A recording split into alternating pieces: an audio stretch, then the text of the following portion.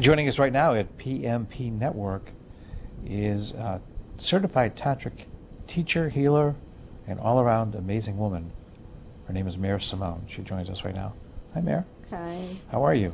I'm great, thank you. Tell us, first of all, how long have you been teaching tantric? And for folks out there who don't know what it is, what exactly is it?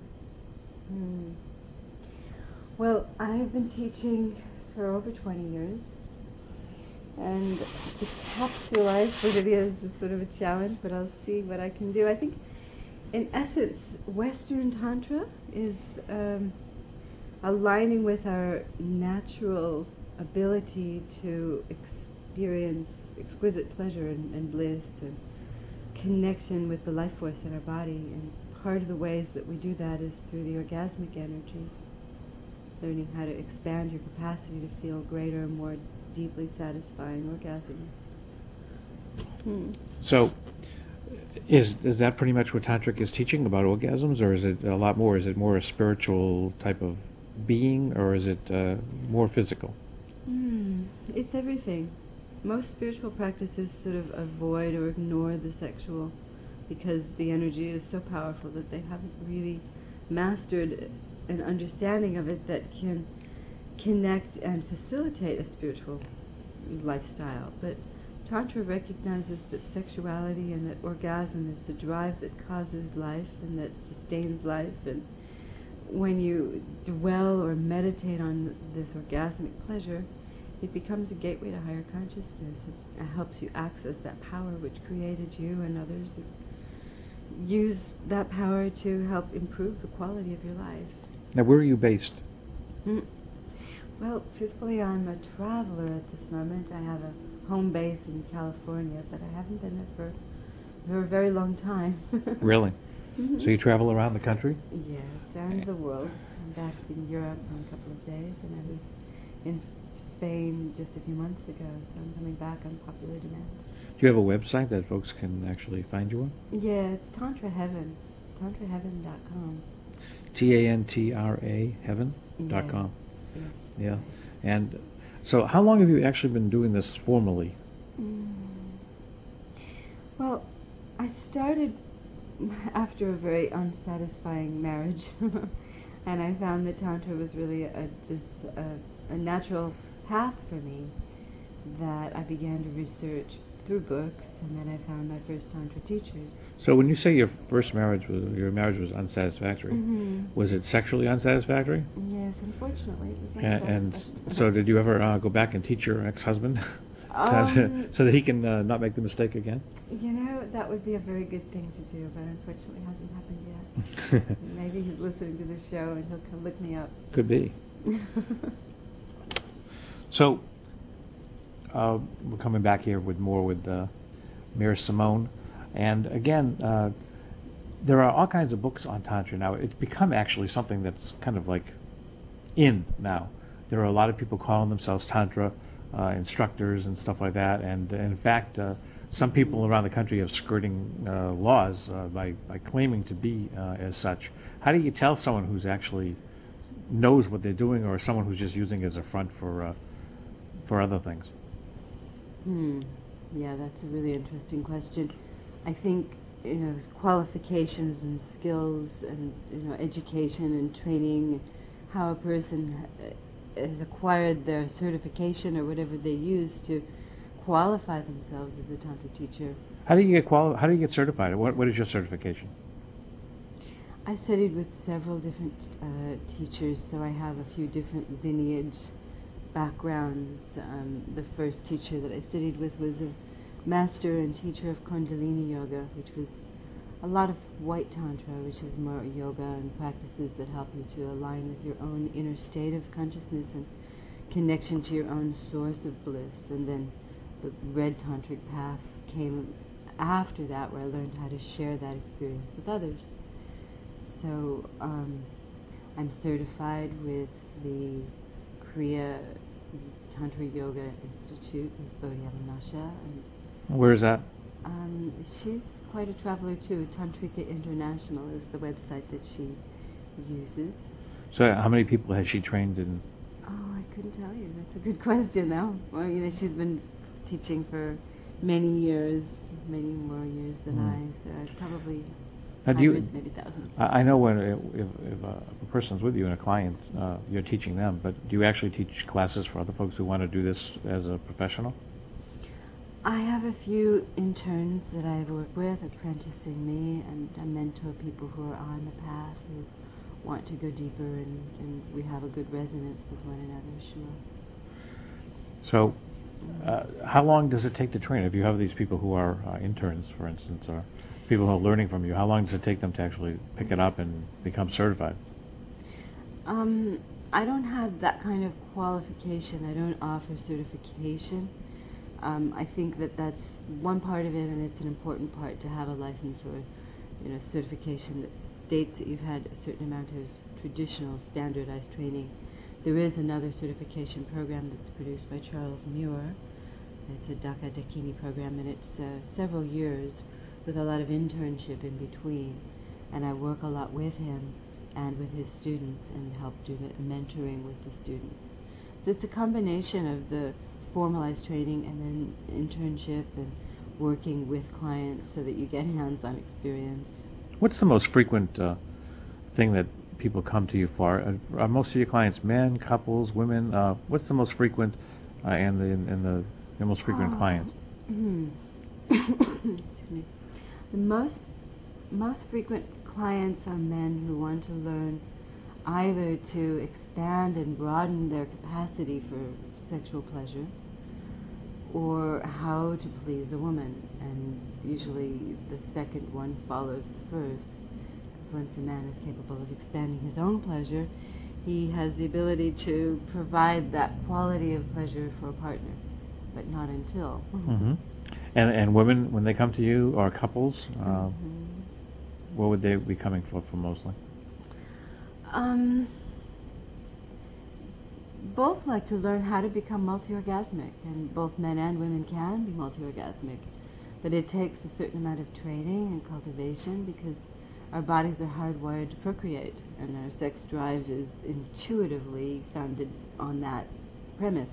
But when you want to use sexual energy for personal development and deepening intimacy or personal enlightenment and enhancement of life on all these other levels, it requires some cultivation and slowing down so that you're not going for the climax so quickly.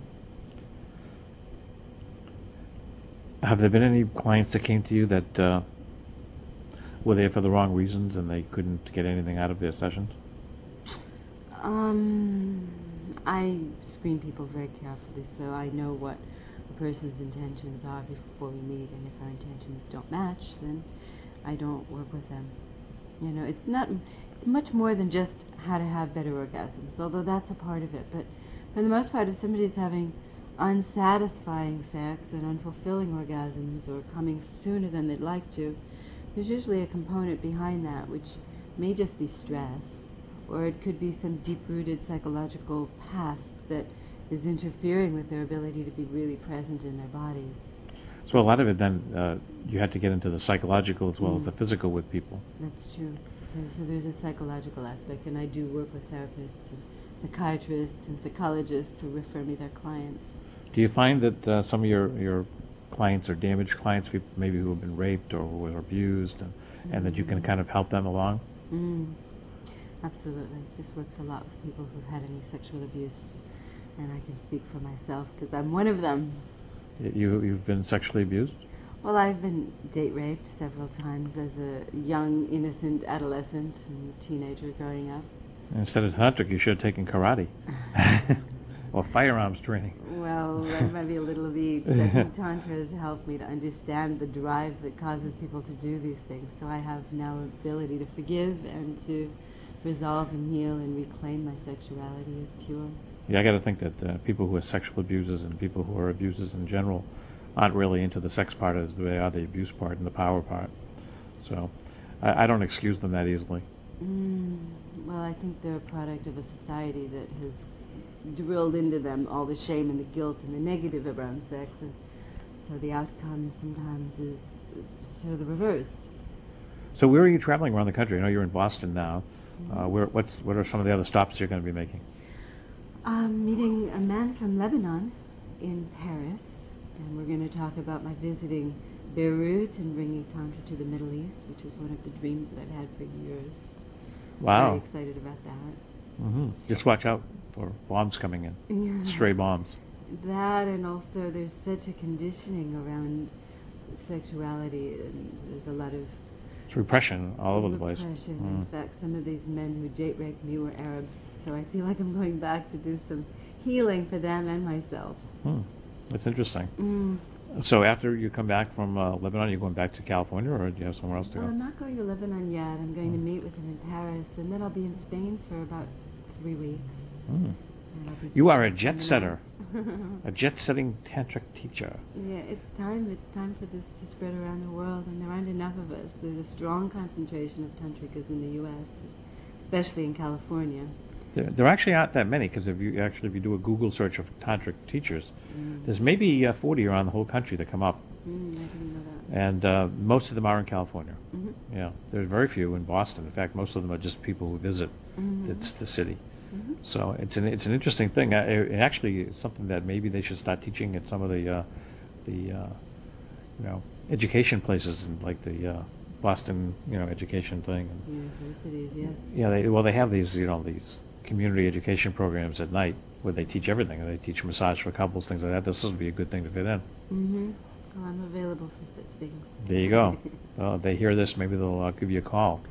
Yeah. They can reach you through your website, right? Right. Through tantricheaven.com? Tantra Heaven. Tantraheaven.com. Uh-huh. Yeah, don't go to tantricheaven.com. You won't get her. I don't think it exists. Yeah. Well, maybe it does, but it isn't you, though, right? It's not you. They want to reach you. Now, how long do you anticipate continuing this, and how are you expanding your own knowledge in this field? Are you still taking courses? Are you still learning, or are you learning through clients as you go through this? I'm continuing always to learn, and I learn with every client that I work with, and I'm blessed to have some wonderful teachers and peers in my life. In fact, I recently studied a very wonderful form of tantric massage called Tansu, Tansu. which is an acronym of Tantric Shiatsu. Oh. And that was taught by Harold Dahl, who also invented Watsu, which is water shiatsu. And the difference between Tansu and Watsu is that in Watsu you're supported by the water while you're being massaged and floated and stretched and nurtured. And with Tansu you're being supported by the person who's holding you and embracing you and cradling you while you're being massaged. And so they're both very nurturing, enabling you to relax deeply into bliss. The Far East has a lot of spiritual type of things. A lot of things like shiatsu start there. Where did Tantra start? Originally, the word Tantra is a Sanskrit word. It means to expand and to liberate. It also means a weaving together. And originally, Tantra came from the East, from India, but also it has many roots in other parts of the East, such as China and Egypt and Tibet. And if you really study the culture, there's a lot of ancient societies throughout the world, even in the U.S., where there were practices of sacred sexuality to honor that force that creates life. So although we use Tantra as a term to describe what I teach, it's much, much more than what comes from India. In fact, what's being taught in India this day is much less available than what's being taught here in the West. Were you actually born in the USA? Mm-hmm. So how about your parents and grandparents? Well, my grandparents are from the Middle East, which is probably one reason why I have a strong affinity and desire to go to the Middle East to teach. What part of the world in the Middle East were they from? From Lebanon, Oh. Syria. So you have some Lebanese blood in you. So it's nice to go back home, kind of. Yeah. Yeah. That's interesting. So if folks want to get together with you and communicate with you, the best thing they can do is go to tantraheaven.com and send you an email or give you a phone call. Right. And when you're overseas, does your cell phone work, or is it? No, but I have Skype, and through Skype I'm Tantra Mare. You can find me there. Skype is an online internet telephone service that's free. Oh, I never heard of that one before. Oh, it's great. Skype? How do you spell that? SKYPE.com. Okay. And your name on that was? Tantra Mare. Tantra, Mare. Yeah. So if the folks want to get a hold of you, they can do that as well. Mm-hmm. Well, it was a pleasure to meet you. Thank you. And of course, you are all about pleasure. So folks out there that are looking to improve their own, get a hold of Mare, and she can teach you things that you don't know. And guys, you're never too old to learn new tricks. So take that advice. Take care. It's my pleasure to help you explore your pleasure. So thank you. Nice to meet you.